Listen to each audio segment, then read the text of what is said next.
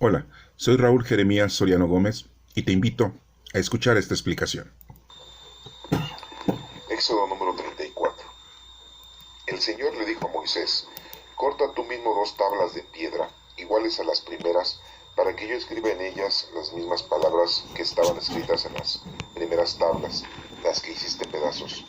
Prepárate también para subir al monte Sinaí mañana por la mañana y presente ante mí en la parte más alta del monte. Nadie debe subir contigo, ni se debe ver a nadie por todo el monte. Tampoco debe de haber ovejas o vacas pastando frente al monte. Moisés cortó las 2 tablas de piedra, iguales a las primeras. Al día siguiente, muy temprano, tomó las 2 tablas de piedra y subió al monte Sinaí, tal como el Señor se lo había ordenado. Entonces el Señor bajó en una nube y estuvo ahí con Moisés y pronunció su propio nombre. Pasó delante de Moisés diciendo en voz alta: el Señor Dios, tierno y compasivo, paciente y grande en amor y verdad. Por 1000 generaciones se mantiene fiel en su amor y perdona la maldad, la rebeldía y el pecado, pero no deja sin castigo al culpable, sino que castiga la maldad de los padres en los hijos y en los nietos, en los bisnietos y en los tataranietos. Rápidamente Moisés se inclinó hasta tocar el suelo con la frente y adoró al Señor diciendo: Señor, Señor, si en verdad me he ganado tu favor, acompáñanos. Esta gente es realmente muy terca, pero perdónanos nuestros pecados y maldad y acéptanos como tu pueblo. El Señor dijo: pongan atención, yo hago ahora un pacto ante todo tu pueblo. Voy a hacer cosas maravillosas que no han sido hechas en ninguna otra nación de la tierra. Y toda la gente entre la que ustedes se encuentran verán lo que el Señor puede hacer, pues será maravilloso lo que yo haré con ustedes. Cumplan lo que les he ordenado hoy, y yo arrojaré de la presencia de ustedes a los amorreos, cananeos, hititas, fereceos, jebeos y jabuseos. No hagan ningún pacto con los que viven en el país al que van a entrar, para que no los hagan caer en sus redes. Al contrario, derriben sus altares y destrocen por completo sus piedras y troncos sagrados. No adoren a ningún otro Dios, porque el Señor es celoso, su nombre es Dios celoso. No hagan ningún pacto con los que viven en esa tierra, no sea que cuando ellos se rebajen a adorar a sus dioses y les presenten ofrendas, los inviten a ustedes y ustedes coman también de esas ofrendas. O casen ellos a sus hijas con los hijos de ustedes, y cuando ellas cometan inmoralidades al adorar a sus dioses, hagan que los hijos de ustedes también se rebajen a adorarlos. Jamás se hagan ustedes ídolos de metal fundido. Celebren la fiesta del pan sin levadura, y de acuerdo con lo que les he ordenado, coman pan sin levadura durante 7 días. La fecha señalada es el mes Abib, porque en ese mes salieron de Egipto. Todo primer hijo que ustedes tengan será para mí, lo mismo que toda primera cría de sus vacas, ovejas y cabras, si la cría es un macho. En el caso de la primera cría de una asna, deben dar un cordero o un cabrito en lugar del asno, pero si no lo dan, le romperán el cuello al asno. También deben dar una ofrenda en lugar de cada hijo mayor, y nadie ha de venir a verme si no lo trae algo.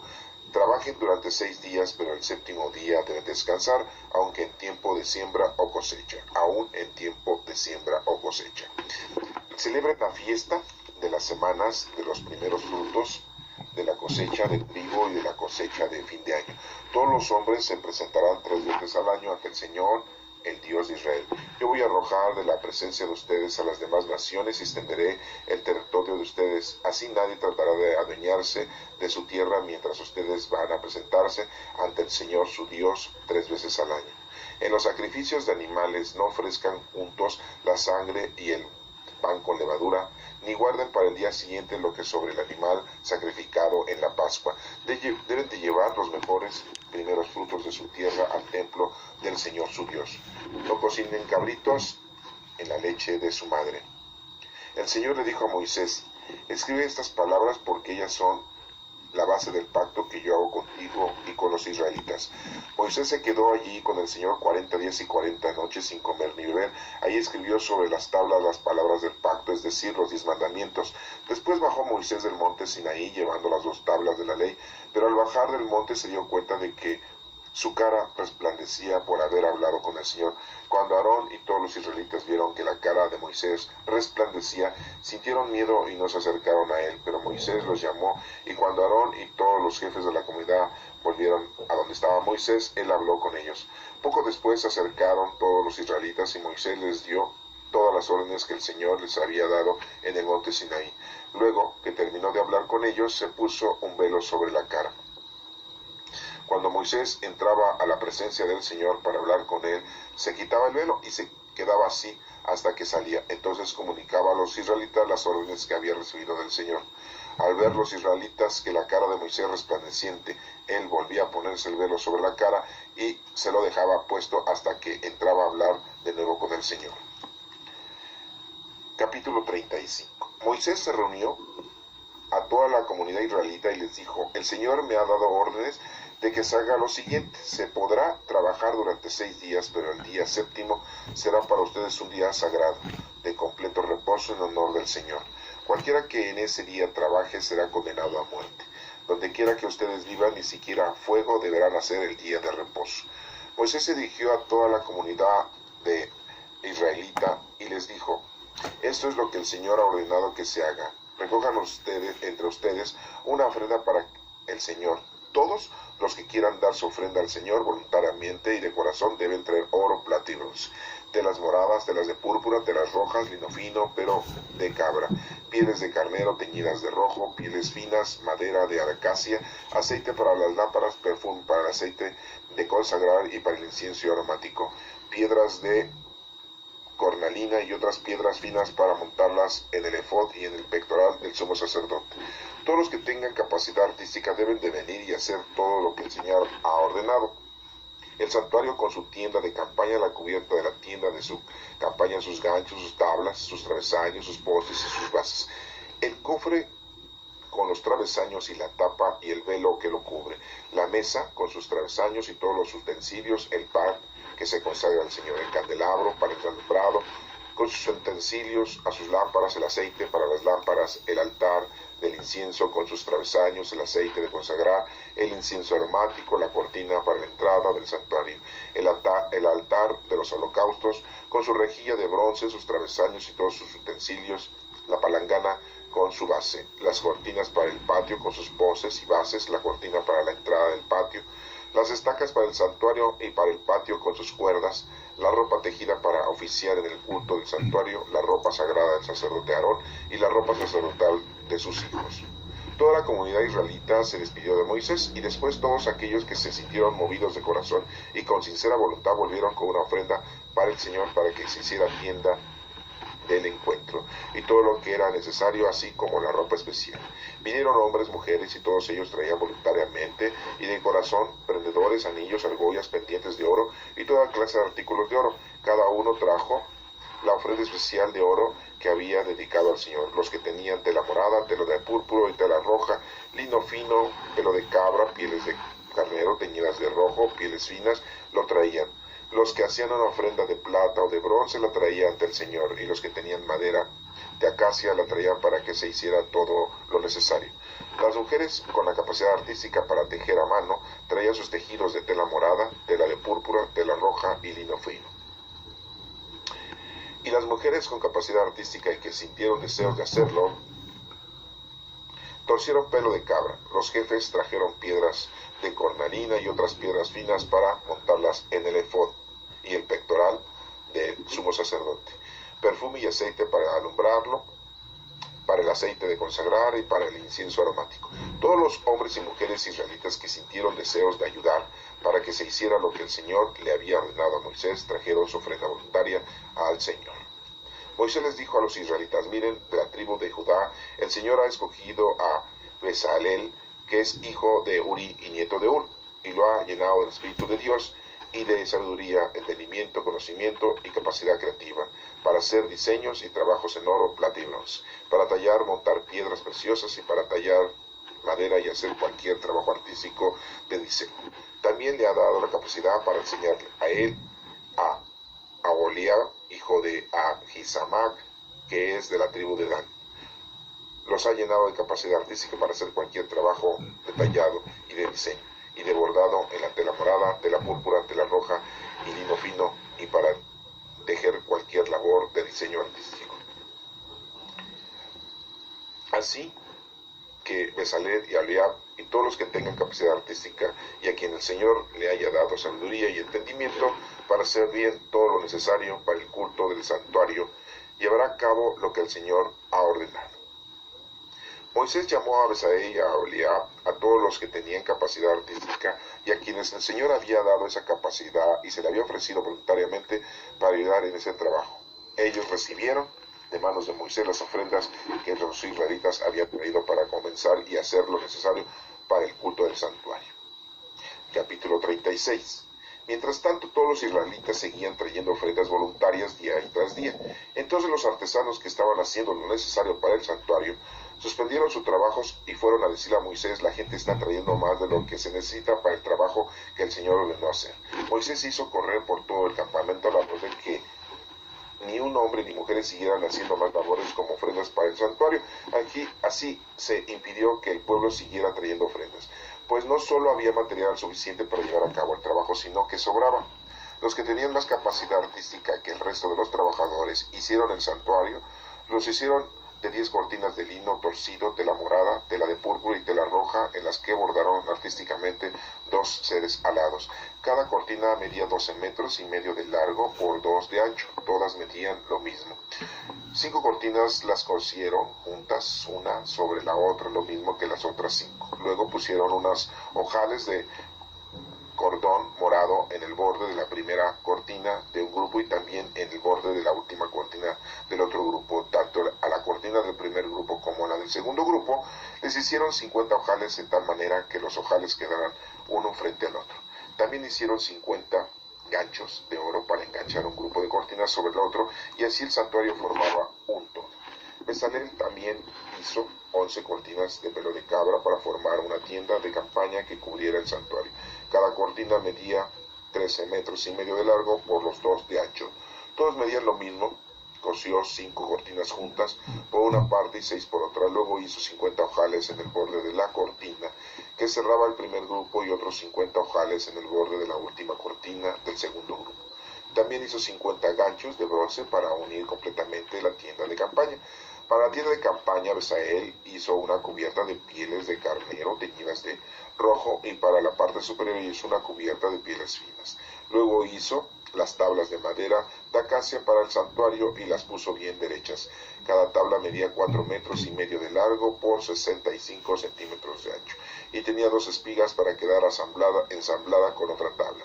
Todas las tablas para el santuario las hizo así. Hizo 20 tablas para el lado sur y puso 40 bases de plata debajo de ellas. Cada tabla tenía 2 bases debajo para sus 2 espigas. También para el otro lado del santuario, o sea, del lado norte, hizo 20 tablas con sus 40 bases de plata, para que debajo de cada tabla hubiera 2 bases. Para la parte posterior del santuario, o sea, del lado oeste, hizo 6 tablas, y 2 tablas más para las esquinas de la parte superior. Estas tablas formaban pareja y estaban unidas por la parte de arriba hasta el primer anillo. Esto fue lo que hizo con las 2 tablas para las 2 esquinas. Así que había 8 tablas con sus correspondientes 16 bases de plata, y debajo de cada tabla había 2 bases. Bezalel hizo también 5 travesaños de madera de acacia para las tablas de un lado del santuario, 5 travesaños para las tablas de otro lado del santuario y otros 5 travesaños para las tablas de la parte posterior de la que daba al oeste. El posterior, la que daba al oeste, el travesaño central lo hizo de modo que pasara de un lado a otro a la mitad de las tablas. Luego recubrió de oro las tablas y les hizo argollas de oro para pasar a través de ellas los travesaños ya recubiertos de oro. Hizo además el velo de la morada, de la púrpura, de la roja, de lino torcido, y en él tejido artísticamente 2 seres alados. Luego, con unos ganchos de oro, lo colgó de 4 postes de madera de acacia, los cuales estaban recubiertos de oro y sobre 4 bases de plata. Para la entrada de la tienda de campaña hizo una cortina de tela morada, de la tela púrpura, de la roja, lino torcido, bordada artísticamente. También hizo 5 postes con ganchos y con 5 bases de bronce, y recubrió de oro la parte superior, los postes y sus anillos. Esta es palabra del Señor. Te alabamos, Señor. Bueno, como ustedes ven, en estos capítulos 34, 35 y 36, En el capítulo 34 nos está hablando de que Moisés volvió a subir al monte Sinaí, hizo las dos tablas donde nuestro Padre Dios iba a volver a escribir la ley, ya que las primeras tablas Moisés las había destruido, las había roto.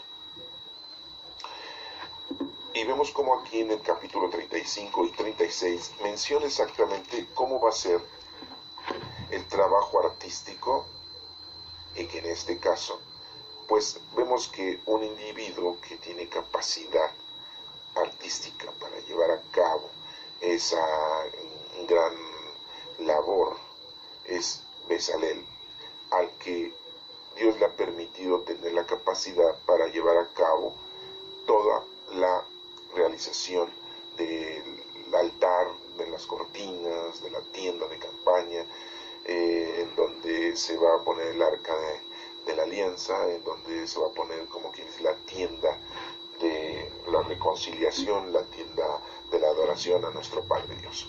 Vemos como entonces al pueblo israelita, al pueblo hebreo, se le están dando las indicaciones, como ya lo hemos visto en otras lecturas, punto a punto.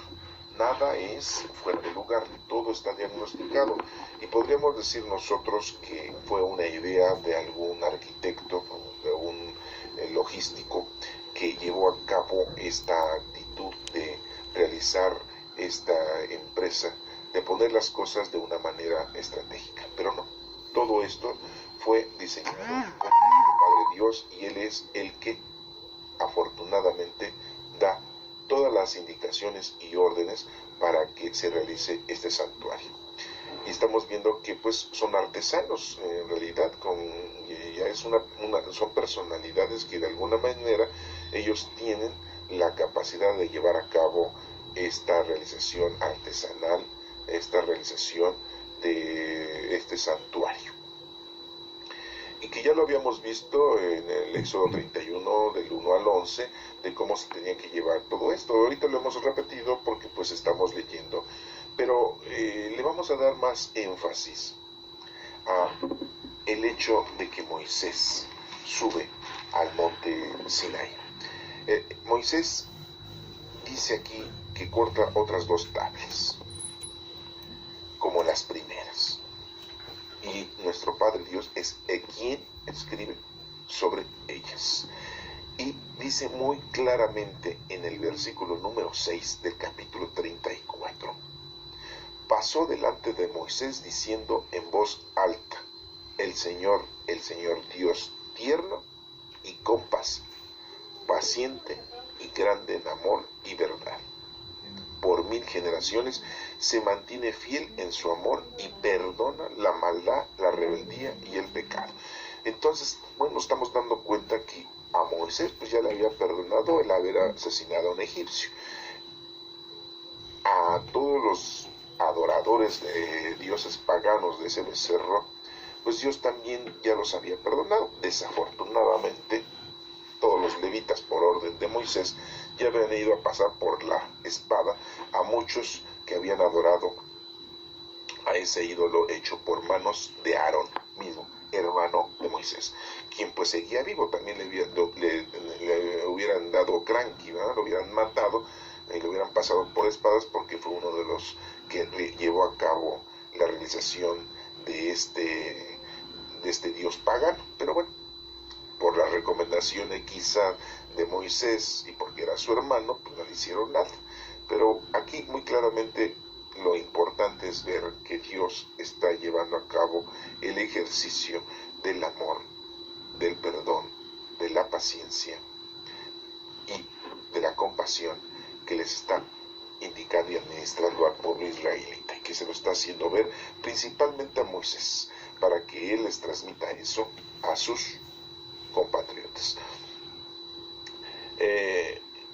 Dice que aquí Dios que le dice a Moisés que suba al monte Sinaí en la mañana. Es muy importante eso, ¿verdad? Cuando empieza el día, es cuando tú debes de estar conectado con Dios, comunicado con Dios. Nos menciona aquí también que le dice que nadie debe de subir con él nada más debe de subir solo, porque él es el pastor, el patriarca, en este caso, el guía. Pero nos menciona aquí que tampoco debe haber ovejas o vacas pastando frente al monte, ¿sí? Tampoco los animales podían estar no solamente arriba, sino que no podían estar pastando frente al monte. Estos son puntos muy interesantes porque podríamos nosotros pensar que eso que tiene que ver con respecto a que Moisés suba y los animales que, siendo que entendamos que tanto las ovejas y las vacas son animales que están al servicio, que son pertenecientes a los israelitas o en la actualidad a todos nosotros, porque son animales domésticos, podríamos decirlo de esa manera, o mansos. Son animales que nos proveen de alimento. Vemos todo el alimento que sacamos de una vaca. Sacamos más alimento de una vaca que de una oveja. ¿Ah? Yo diría que de los dos, pero hay gente que dice que de la vaca se sacan más cosas que de las ovejas. Estos dos tipos de animales, como están a su servicio y son alimentación del ser humano, no deben de estar pastando frente al monte Sinaí. Debe de estar perfectamente solo Moisés, porque Dios va a hablar con él plenamente. Y nos menciona aquí también en este versículo número 7 del capítulo 34, que Dios es amor y verdad. Por 1000 generaciones se mantiene fiel en su amor y perdona la maldad y rebeldía y el pecado, pero no deja sin castigo al culpable. ¿Se acuerdan ustedes que de todas maneras, después de que Moisés le había dicho a los levitas que mandara matar a todos aquellos hermanos, amigos, familiares que se pusieron a adorar al becerro de oro, que los pasaran por las espadas? Después de todo ese suceso, Dios de todas maneras les dijo que iba a mandar una plaga para que los destruyera todos aquellos pecadores, y que no nos dice qué tipo de plaga, no, solamente nos dice que eso fue que lo que les realizó nuestro Padre Dios a aquellas personas que estaban en contra o que estaban en adoración al becerro de oro que había realizado Aarón. Y bueno, pues esto vemos que aquí nos está diciendo que así como también va a bendecir, a perdonar por 1000 generaciones a todos aquellos que lo amen, también va a castigar a todos aquellos que no lo aman y que tienen una rebeldía, maldad y el pecado. Y nos dice aquí que no deja sin castigo al culpable, sino que castiga la maldad de los padres en los hijos, órale, y en los nietos, en los bisnietos y en los tataranietos. Entonces estamos hablando aquí de 4 generaciones más, no contando la de los padres, cuando ellos cometen este pecado. Entonces se hereda un castigo, se hereda una bendición. Esto no da a entender simple y llanamente que cuando ya sean los tataranietos y ya sean los hijos de los tataranietos, ya todo se acabó. Esto nos da una relación o una indicación de que las bendiciones trascienden y también los castigos trascienden. La ausencia de, porque un castigo es ausencia de Dios. Sí, porque muchos pueden decir, a ver, te voy a castigar, te voy a poner una pena. Cuando vamos a un juzgado te pone una multa económica, te pone una pena de cárcel o de trabajos duros. O cuando a los hijos les ponemos un castigo de que lleven a cabo o que realicen alguna actividad, o que los castigamos quitándoles algo que a ellos mucho les gusta.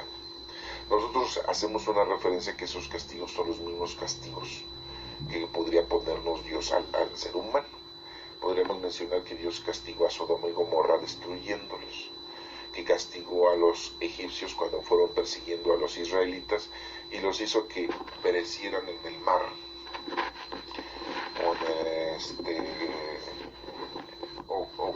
con tantas plagas. Son castigos.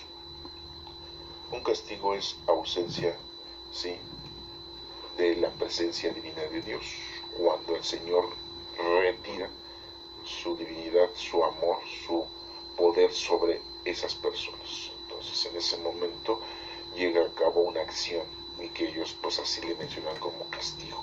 Y así estamos refiriendo. Esto es una forma teológica de entender, ¿sí? Porque cualquiera podría decir, pues está exagerado, pues, es que es así.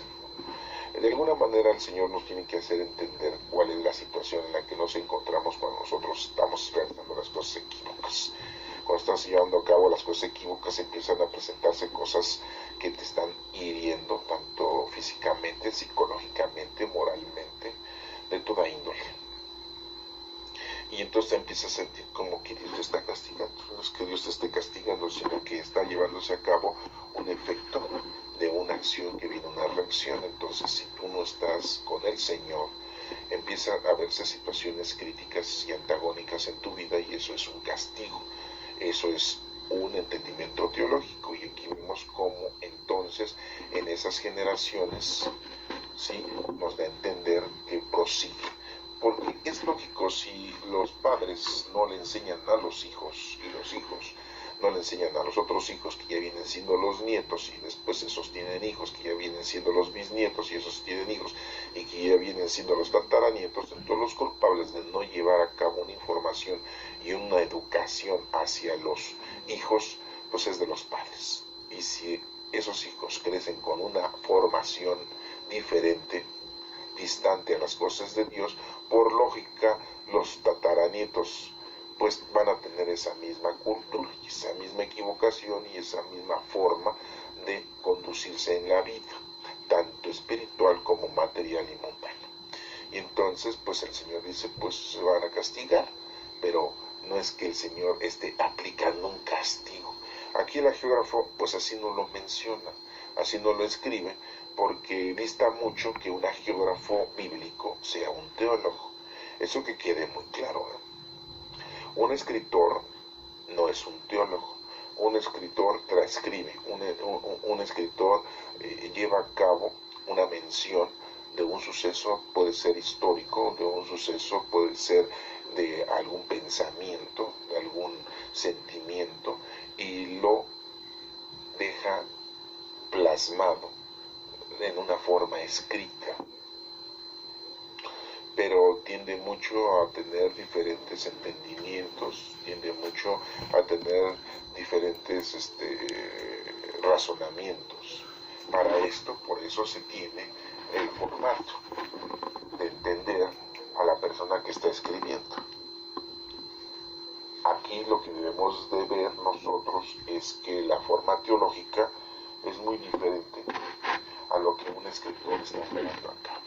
Él pues nos quiso dar a entender de esta manera para que nosotros comprendiéramos cuál era la situación de que Dios es amor si estamos con Él, y no es amor si no estamos con Él, pero no es que Dios no nos tenga amor, sino que en el momento en que nosotros nos distanciamos, estamos fuera de, como quien dice, estamos en pecado, esa ausencia de Dios, viene la acción divina para los que no están con Él, y la acción divina para los que están con Él.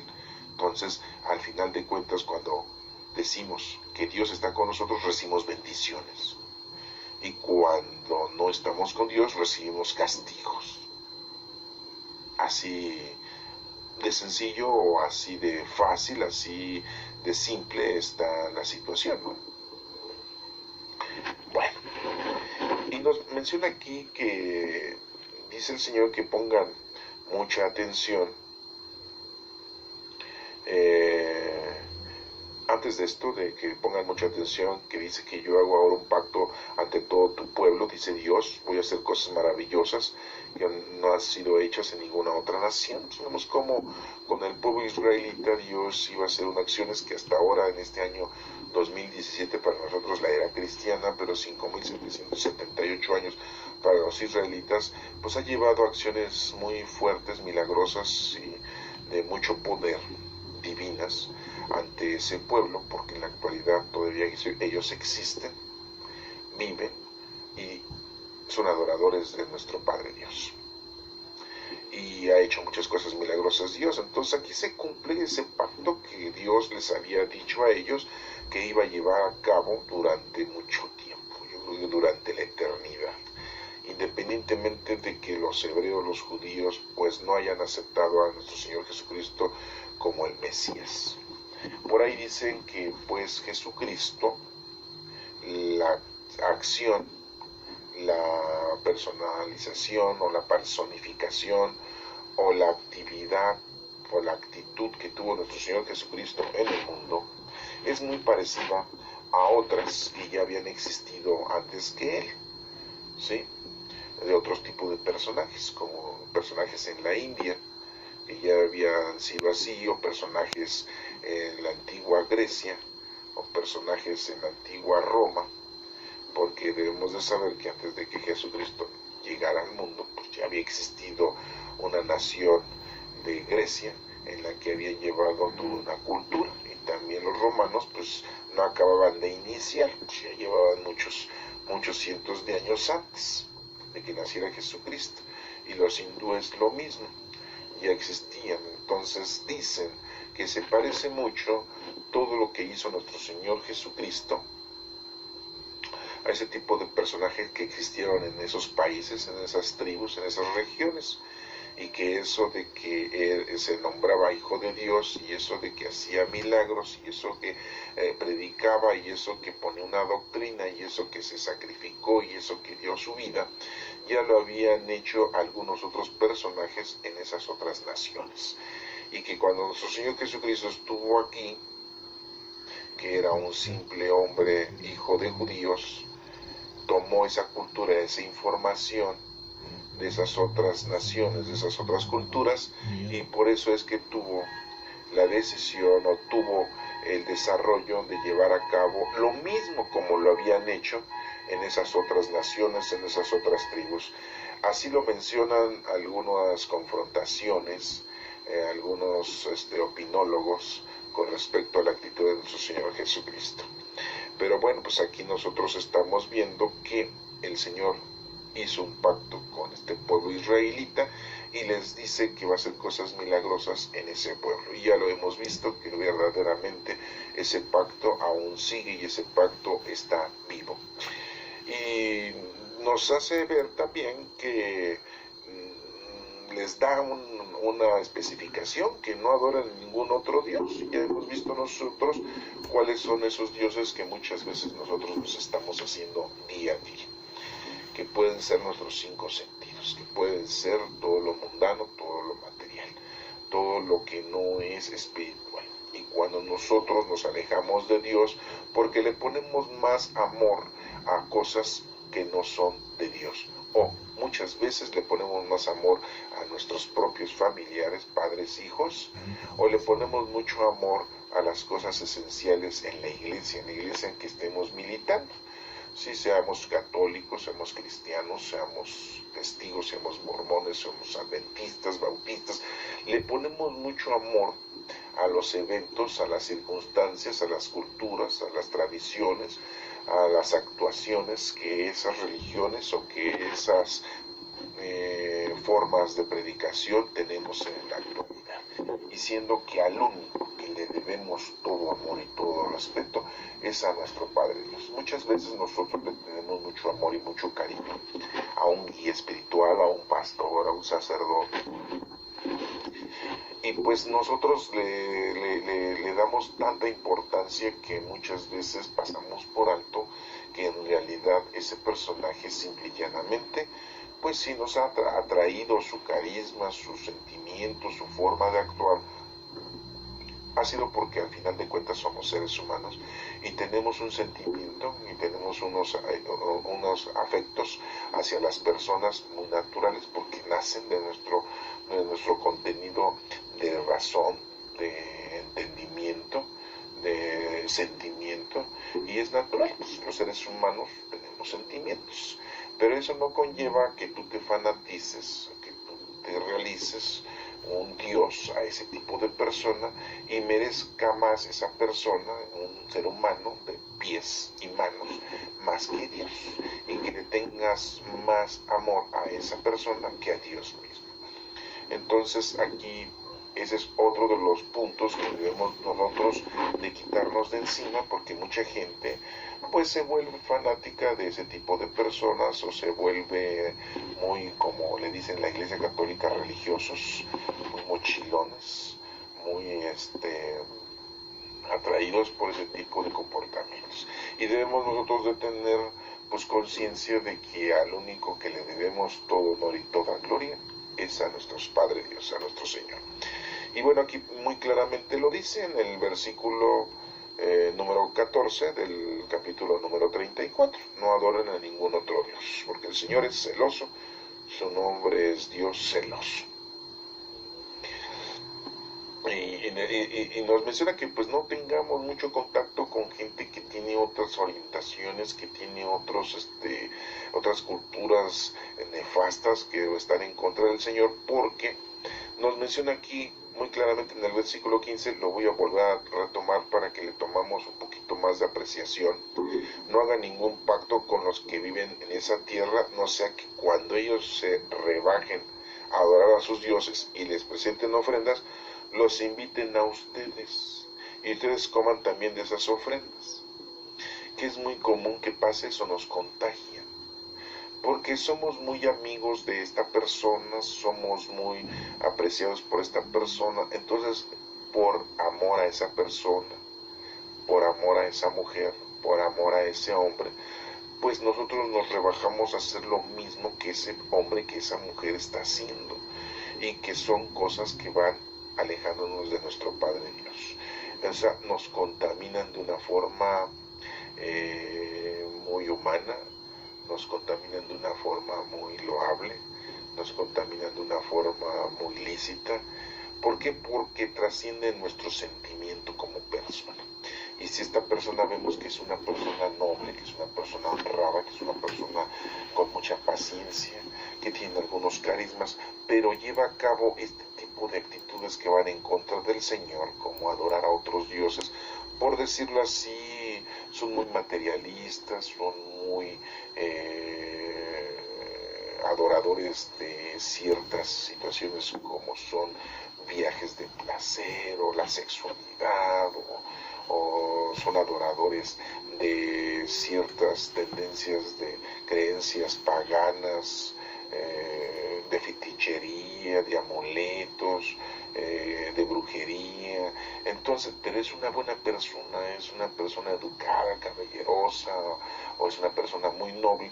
Entonces caemos en esas mismas redes y en esos mismos vicios, y nosotros mismos nos sentimos atraídos, y a veces vamos a caer, o no a veces, sino caemos totalmente en realizar ese tipo de actitudes. Y en la actualidad pues hay mucha gente que tiene mucha religiosidad y que cree más en los amuletos, cree más en los fetiches, cree más en cosas vanas como los fantasmas, como los duendes, como en las brujas, como en la hechicería, como en la lectura de las manos, en la lectura de las cartas, del tarot, en las limpias. Y entonces caemos en errores muy garrafales que nos hacen distanciarnos mucho de nuestro Padre Dios. Por eso dice aquí, los inviten a ustedes y ustedes coman también de esas ofrendas. El Señor nos está diciendo que tengamos mucho cuidado. O se casen con ellos y con sus hijas, y entonces imagínense, van a vivir una vida plena con ellos, pero teniendo ustedes la creencia de amar a Dios sobre todas las cosas, pero también hacen brujerías.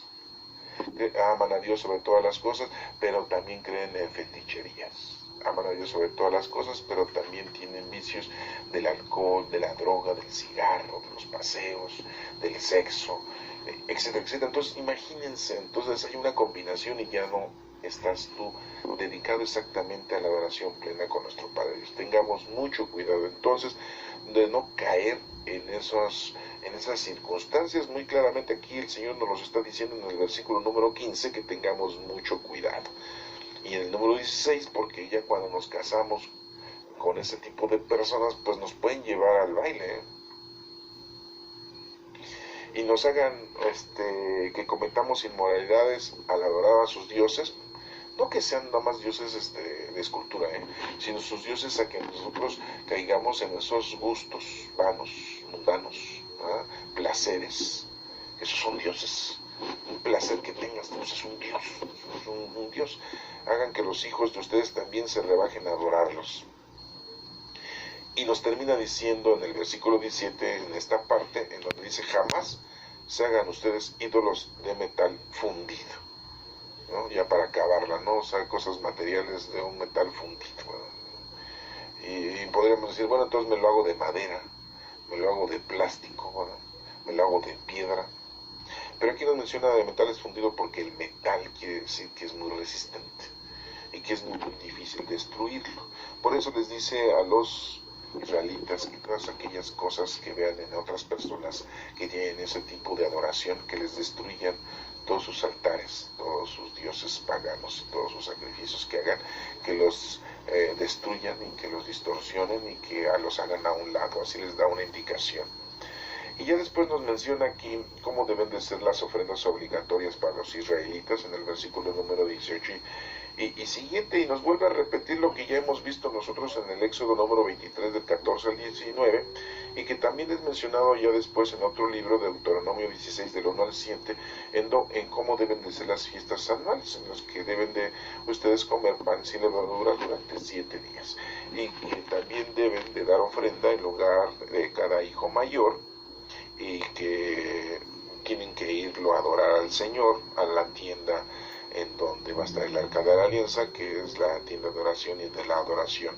Y menciona aquí también que pues hay que trabajar 6 días y el séptimo día hay que descansar porque se lo vamos a ofrecer al Señor.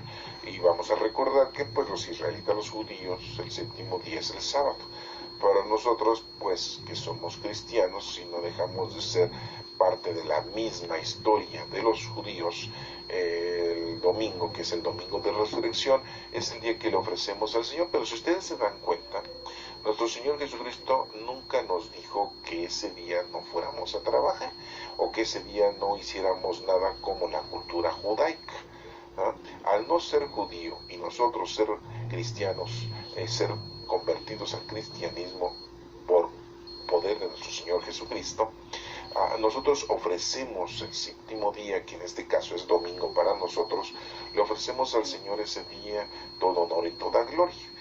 Los católicos pues, le ofrecen yendo a misa, ofreciendo su confesión y su comunión para llevar a cabo un litigio, una actividad, una actitud delante de nuestro Señor. Pero sabemos entonces que el domingo de resurrección pues, es un día muy importante. Acuérdense que si nosotros no creemos, si nosotros no asistimos o no predicamos la resurrección de nuestro Señor Jesucristo y decimos que nuestro Señor Jesucristo se salvó, que nuestro Señor Jesucristo no murió, que nuestro Señor Jesucristo no resucitó, entonces en vano es todo lo que nuestro Señor Jesucristo nos dice que hizo aquí durante los últimos 3 años de vida. Porque está muy claro que hay gente que dice que cuando nuestro Señor Jesucristo iba cargando el madero, que iba cargando la cruz, porque no exactamente sabemos si iba cargando una cruz o le habían amarrado un madero de mano a mano, un travesaño, para ya nada más clavarlo sobre un palo vertical y entonces así ya se realiza la cruz. No nos mencionan exactamente cómo fue ese suceso, pero nada más nos dicen que iba cargando un madero, y al decir un madero, como puede ser una madera, como puede ser la cruz, ya hecha. Entonces dicen que cuando iban en el Calvario, ese momento en que Simón de Cirene va a ayudarle, ahí es cuando hay un cambio. Que Simón de Cirene es el que va cargando la cruz y lo crucifican a Simón de Cirene, así dicen algunos historiadores, por ahí algunos de una manera muy exagerada nos mencionan que Simón de Cirene cargó la cruz para ayudar a nuestro Señor Jesucristo le amarra las manos, lo van jalando, pero como había muchísima gente y los soldados estaban haciendo el camino y estaban abriendo paso, y entonces vieron que ya estaba Simón de Cirene cargando, pues, ellos siguieron golpeando a la gente para que abrir camino y que fuera avanzando el que iba cargando la cruz. Y en el caso de Simón de Cirene, que le iba cargando al darse cuenta, esas son historias que se manejan, al darse cuenta de que pues ya no estaba Jesucristo cargando la cruz, ya lo habían desaparecido sus apóstoles, así dicen, ¿verdad? Entre tanta multitud lo habían salvado, y entonces Simón de Cirene es el que va cargando la cruz. y Simón de Sirene después quiere librarse de estar ayudando a nuestro Señor Jesús cargando la cruz, y pues ya no lo dejan, y él es el que crucifica.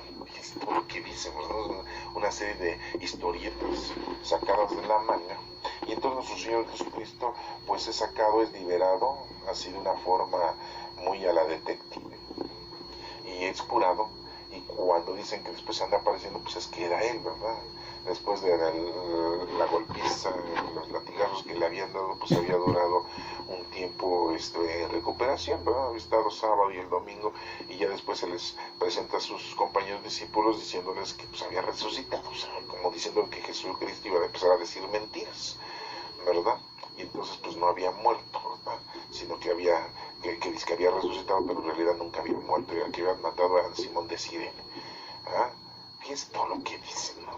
Otra de las versiones historietas que también se nos menciona es de que nuestro Señor Jesucristo, cuando es crucificado, pues él sufre un estado de coma. Entonces cuando los romanos lo ven que ya no, como que ya no respira y ya no se mueve, un soldado le encaja una espada en el costado, en donde a la hora de encajarle la espada pues sale líquido y sale sangre, y le salpica en el rostro, ya no le alcanza a picar más adentro, y dice, no, pues ya no se mueve, está muerto. En realidad estaba en coma, y ya bajan a Jesucristo de 3 horas después, a las 6 de la tarde, porque Jesucristo muere a las 3 supuestamente, y digo supuestamente porque así dice esta historieta, y es bajado de la cruz. Entonces es puesto en las manos de María Santísima, se lo lleva envuelto en una sábana con algunos criados de José de Arimatea, tío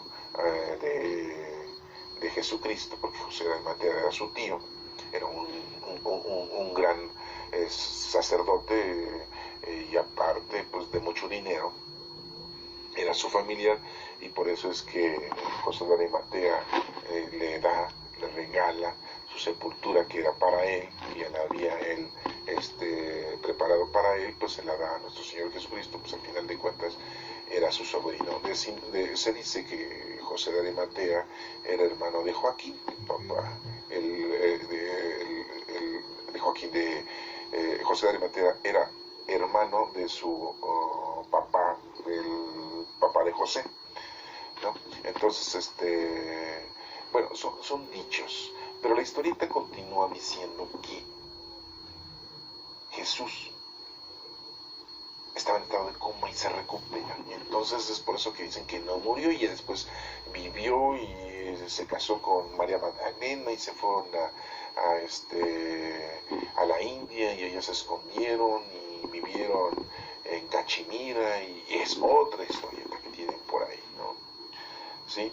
Entonces, pues veamos que ciertas situaciones en las que se encuentra todos estos sucesos, empiezan a inventar cosas, y es muy importante que pues tengamos esto muy, muy en orden, muy estudiado, para que no caigamos nosotros en errores de creencias vanas, ¿verdad? Y hay más historietas de que hablan de que nuestro Señor Jesucristo, pues en realidad, como Tomás era su familiar, y Tomás le decían el mellizo porque tenía un gemelo. Tomás tenía un gemelo, que no se menciona quién era el otro, pero que en el suceso de la cruz,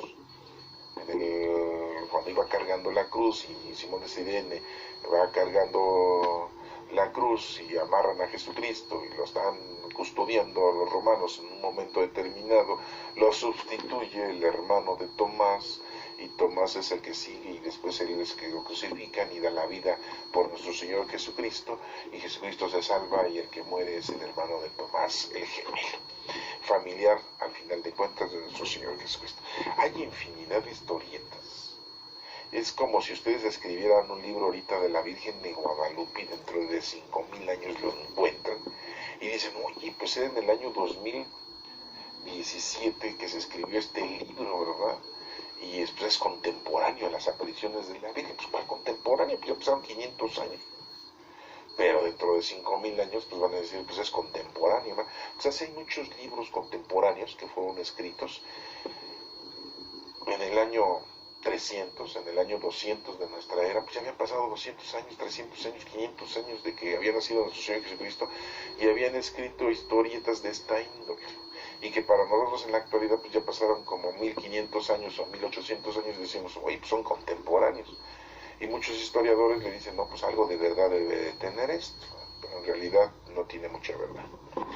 Pero bueno, regresando a este suceso de nuestra lectura del Éxodo del número 34, vemos entonces ya como en el 35 y en el 36 nos hace ver cómo van a ser las actividades de los artesanos para llevar a cabo las ofrendas y cómo los artesanos van a realizar estos eventos. Y que ya lo hemos repetido en el Éxodo número 26 del 1 al 37 y que ya lo hemos visto y que todo tiene una forma de cómo realizar tanto en las cortinas como en los vestuarios sacerdotales. Pues bueno, espero que esto les haya servido y que les ayude mucho a ustedes a ir entendiendo poco a poco la cultura de los judíos, de los israelitas y lo más importante, la actividad que tienen de comunicación con nuestro Señor.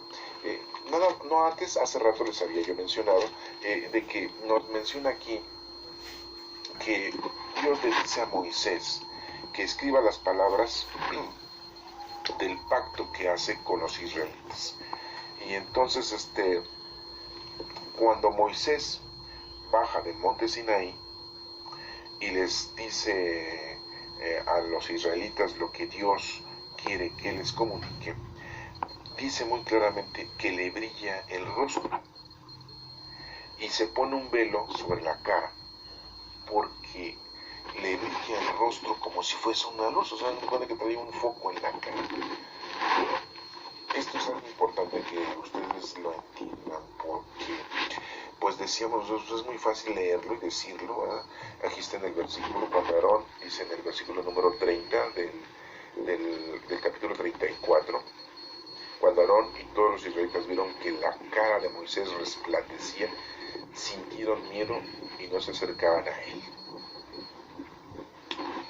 En algunas películas ponen a Moisés con el pelo canoso, la barba canosa, los bigotes canosos. Lo ponen que cuando sube al monte Sinaí, pues todo es un color negro, cabello negro, bigote negro y barba negra, y cuando baja todo canoso, ¿no? Para dar una referencia de que le brilla la cara, pero no era eso. Ni tampoco traía un foco en la cara, porque en ese entonces no existía todavía la corriente eléctrica, no había el sistema de luz.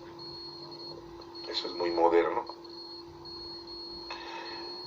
Algunos científicos dicen que cuando bajó Moisés del monte Sinaí, el sol estaba dando exactamente en su rostro y entonces hacía un reflejo su rostro, y entonces la gente al voltearlo a ver veían un reflejo luminoso que era el reflejo de los rayos solares y que decían, o sea, le está brillando el rostro, ¿no? Estaban lampareados, como dicen en la actualidad, estaban lampareados los israelitas, dicen los científicos, ¿no? Ya saben que los científicos tratan de dar explicación a todo de una manera, ¿no? Y cuando no le encuentran la explicación los científicos, pues se quedan con que todavía la ciencia no encuentra el verdadero desarrollo de la situación en la que se encuentra este suceso de la investigación. Pero esto es muy importante porque emana Moisés en su rostro la divinidad, emana el poder divino. Eso es lo que sí debemos de entender del rostro de Moisés. Moisés, ya después veremos que Moisés ya no llega a la tierra prometida porque cometió muchos errores, a pesar de haber sido elegido por nuestro Señor como un patriarca, como un pastor, como un dirigente, pero comete muchos errores. Es perdonado, sí, Dios le tiene paciencia, sí, como lo vemos hace un rato que Dios tiene paciencia y amor, pero desafortunadamente es un hombre imperfecto como muchos de nosotros. Por lo tanto, no lo pongan en los altares, no lo ven como un personaje perfecto porque no lo fue. espero que entonces esto les haya quedado claro y que pueda a ustedes ayudarles a ir entendiendo poco a poco el conocimiento del desarrollo del pueblo hebreo en su trayectoria como un pueblo escogido de Dios.